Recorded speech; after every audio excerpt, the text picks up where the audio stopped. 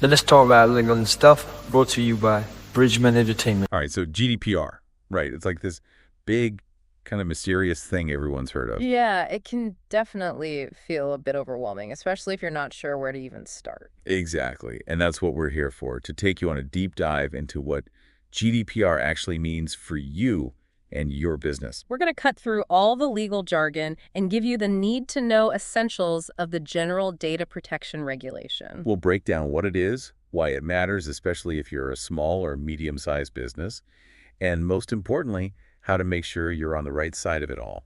And we're going beyond the headlines here. You know, a lot of folks seem to think GDPR only applies to, like, the Googles and Facebooks of the world. Right, just those giant tech companies. But the truth is, it applies to any business, anywhere in the world, that handles data from anyone living in the EU. So even if your business is based in, say, the US or Canada or anywhere else, if you have customers in the EU, GDPR applies to you. 100%. And the consequences of not complying, well, they're pretty serious. Yeah, we're talking about some hefty fines here. Up to 20 million euros or 4% of your global turnover, whichever is higher. So, yeah, definitely something you want to avoid. No kidding. Yeah. And beyond the whole legal risk, I feel like these days customers are a lot more aware of their data privacy than they used to be. Oh, yeah, no question. People are definitely starting to vote with their wallets and choose businesses that prioritize data protection. It's almost like a new trust factor, right? Like, is this company handling my data responsibly? Absolutely. It's becoming a key part of a company's reputation. Okay, so let's get into the nitty-gritty. What exactly is considered personal data under GDPR? Do they just, like, the obvious things? It's definitely more than just names and addresses, though those are definitely included. Right, that much I know. But it also includes stuff like IP addresses, online identifiers, like those cookies websites use to track you, and even things like behavioral data. Behavioral data, what does that even mean? So it's basically how you interact with the website, what you click on, how long you stay on a page, that kind of thing. Wow, I didn't realize all that was considered personal data. Oh, yeah. GDPR is all about protecting any information that can be used to identify an individual, whether directly or indirectly. So even if it's not your name or address, if it can be traced back to you in some way, that counts. So that means things like website analytics, email lists, online payments. That all falls under GDPR too. Pretty much any common business activity where you're interacting with customers online is going to involve handling personal data in some way. Okay, so it's pretty far-reaching. Now let's get to the heart of it. GDPR has these core principles that guide how businesses should handle this data, right? Yeah, you can think of them as like the ground rules for data protection. All right, hit me with it. What are they? Okay, so there are 7 in total. Don't worry, we'll break them down one by one. Perfect, because I have a feeling I need a little help remembering all 7. All right, so first up, we have lawfulness, fairness, and transparency. This is basically about being upfront and honest with people about how you're using their data. So no more hiding behind walls of legal jargon in those privacy policies, huh? Exactly. It's about being clear, concise, and making sure people actually understand what they're agreeing to. Now what's next? Principle number 2 is purpose limitation, which means you can only collect data for specific, clearly defined reasons. So you can't just collect a whole bunch of data just in case you might need it later. Nope.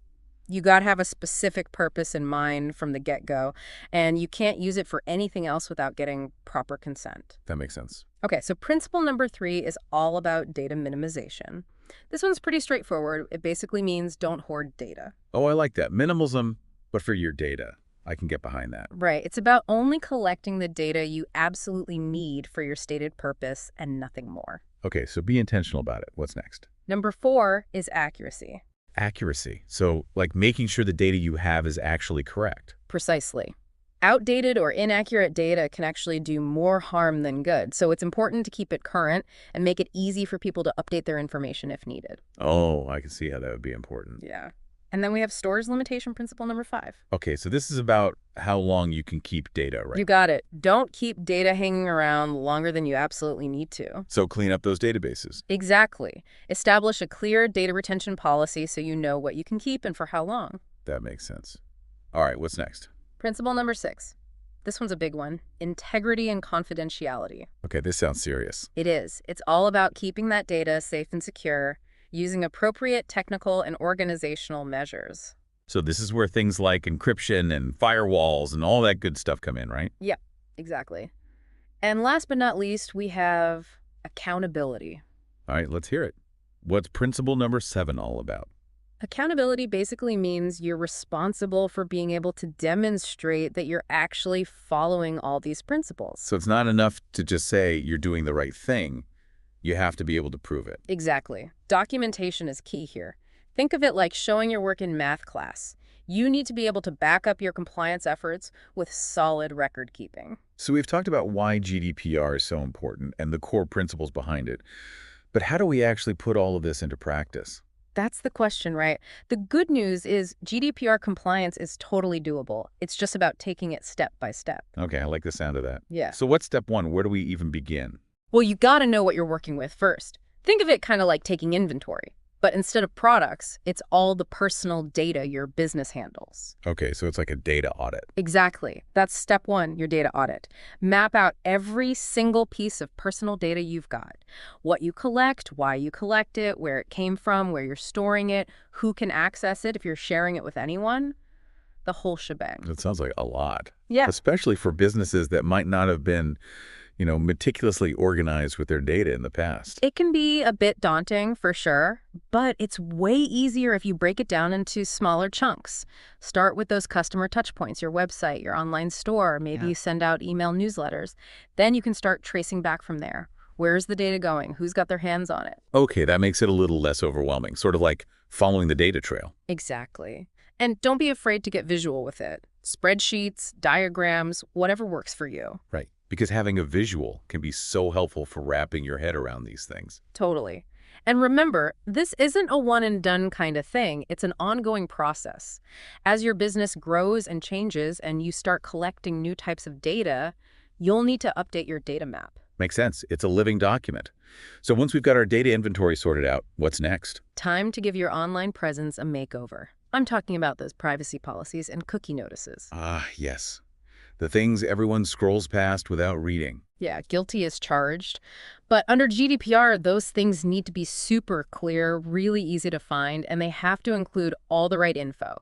Who you are, why you're collecting data, what you're using it for, how long you're keeping it, how people can exercise their data rights, the whole 9 yards. So no more hiding behind confusing legal jargon. Nope, plain language all the way. Transparency is key here. People need to actually understand what they're agreeing to. Right, it's about informed consent. Okay, so we've tackled our data inventory, we've given our privacy policies a makeover. What's next on the GDPR to-do list? Now we got to talk about the why behind all this data collection. You can't just collect data for the fun of it. You need a legitimate reason under GDPR. We call this the lawful basis for processing. Okay, so walk me through this. What are some examples of a lawful basis for collecting personal data? Sure, some of the most common lawful bases are consent, contract, legal obligation, and legitimate interests. Okay, so let's break those down. Consent seems pretty straightforward. If someone agrees to share their data with you, you're good to go, right? Right, but it's got to be real consent. That means it has to be freely given, specific to what you're using the data for, and they have to be properly informed. So no more pre-ticked boxes or assuming silence means yes. Exactly. And people always have the right to withdraw their consent later on. What about contract as a lawful basis?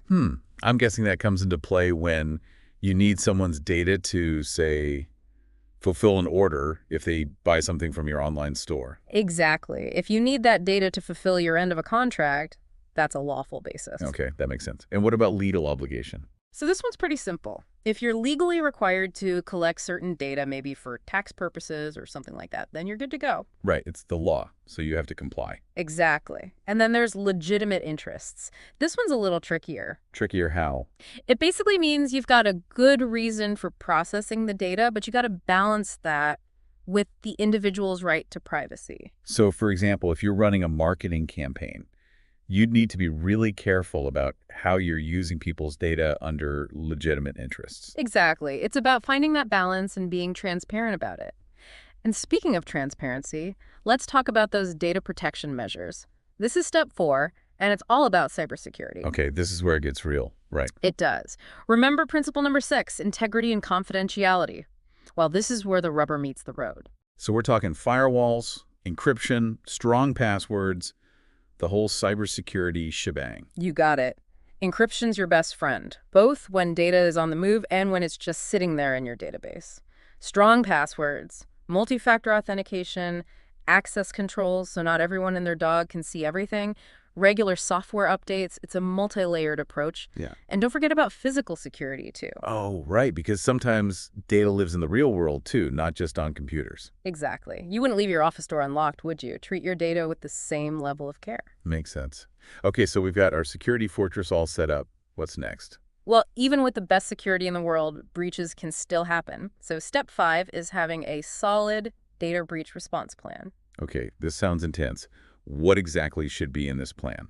It's basically your what-if plan for when, let's face it, when a breach happens. First, you got to be able to spot it quickly. Then you need to contain the damage, figure out what data was affected, and start fixing things ASAP. GDPR has rules about reporting breaches to the authorities and the people affected, so you got to know those timelines inside and out. Having a plan ready to go can save you a ton of headaches and potential fines down the line. Right, because once that data's out there, it's out there. Better to be prepared. Exactly. Now, next up, we have step 6, and this one's all about respecting people's rights when it comes to their data. Okay, because under GDPR, it's not just about protecting data, it's also about giving people control over their own information. Right. Right. They have the right to see what data you have on them, correct anything that's wrong, even have their data deleted in certain situations. They can also ask to restrict how their data is being used, take their data with them to another company if they want, and even object to how you're using their data. Wow, that's a lot of rights. How are businesses supposed to keep track of all that? We call these data subject requests, and yeah, you gotta be ready to handle them. GDPR gives you 1 month to respond, so having clear procedures in place is crucial. Maybe you designate someone on your team as the point person for these requests. Or maybe you invest in some software that can help streamline the process. Right, because if you're getting a lot of these requests, it could quickly become overwhelming without a system. Exactly. You got to stay organized. So we've covered a lot of ground here. But I imagine even with the best of intentions, businesses still make mistakes when it comes to GDPR, right? Oh, for sure. Happens all the time. And some slip-ups are more common than others. Like what? What are some of the big ones? Well, one of the biggest pitfalls is just assuming GDPR doesn't apply to them. Really? I mean, after all this, I'd hope people listening know better by now. You'd be surprised. Maybe they think their business is too small or they're not based in the EU, so they're off the hook. But if you've got customers in the EU, GDPR 100% applies to you. It's like they say, ignorance is not a defense. Exactly. And even if you've got all your ducks in a row, another common mistake is forgetting about third-party risks. Third-party risks. What do you mean by that? So you might be doing everything right, but if a vendor you're sharing data with isn't GDPR compliant, it can come back to bite you. So you're only as strong as your weakest link, basically. Exactly. So choose those partners carefully. Do your due diligence. So what, like, ask tough questions about their data security practices before you sign on the dotted line? Absolutely. Find out if they've got a data processing agreement in place. Ask about their data protection measures. Are they transparent about how they handle data? You got to make sure anyone you're sharing customer data with is taking it as seriously as you are. It's all about that chain of responsibility. Yeah. Okay, so we've got, assuming GDPR doesn't apply, we've got third-party risks. What else? What other common GDPR pitfalls should businesses watch out for? Well, a big one is trying to cut corners on security. I get it. Cybersecurity can get expensive, but skimping on it is like leaving your front door wide open. A recipe for disaster. Exactly. Investing in robust security measures is crucial. It's not just a nice to have, it's a must have. Okay, noted. What else? Poor record keeping is another big one. So all that documentation we talked about earlier. Yeah, it's not just a suggestion. You need to be able to prove your compliance if the authorities come knocking, and that means being organized and keeping detailed records. Right, like, trust me, I'm compliant isn't going to cut it. Nope, not even a little bit. Yeah. And finally, don't forget about refreshing consent. Oh, right, because just because someone agreed to something a while back, that doesn't mean it automatically carries over to GDPR, does it? Exactly. People have the right to change their minds, so if in doubt, just ask again. It's always better to be safe than sorry. So we've talked a lot about the risks, the potential fines, the pitfalls to avoid. But it's not all doom and gloom, is it? Not at all. Honestly, when you embrace it, GDPR can be a real opportunity for businesses. Okay, now this is what I like to hear. Tell me more about the upside. Well, for one thing, it can really enhance your reputation. Think about it in a world where data breaches are becoming increasingly common. Being able to demonstrate that you take data privacy seriously is a huge differentiator. It's like a badge of honor. Exactly. And consumers are getting more and more savvy about this stuff. They're looking for businesses they can trust, businesses that are going to handle their data responsibly. It's becoming a real selling point for businesses. It absolutely is. And it's not just about the external perception either. Internally, GDPR compliance can actually help you streamline your processes, improve your data quality. It's a win-win. So better organization, better efficiency, happier customers. I'm liking the sound of this. And at the end of the day, it all boils down to building trust. Because when you respect your customers' data, you're showing them respect as individuals, right? 100%. It shows you value their privacy and that you're committed to being transparent and accountable. And in today's world, that kind of trust is invaluable. Couldn't agree more.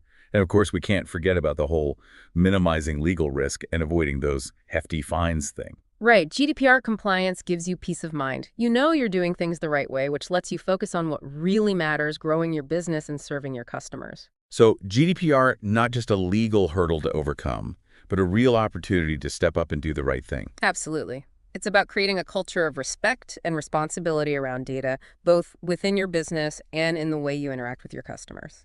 Love that.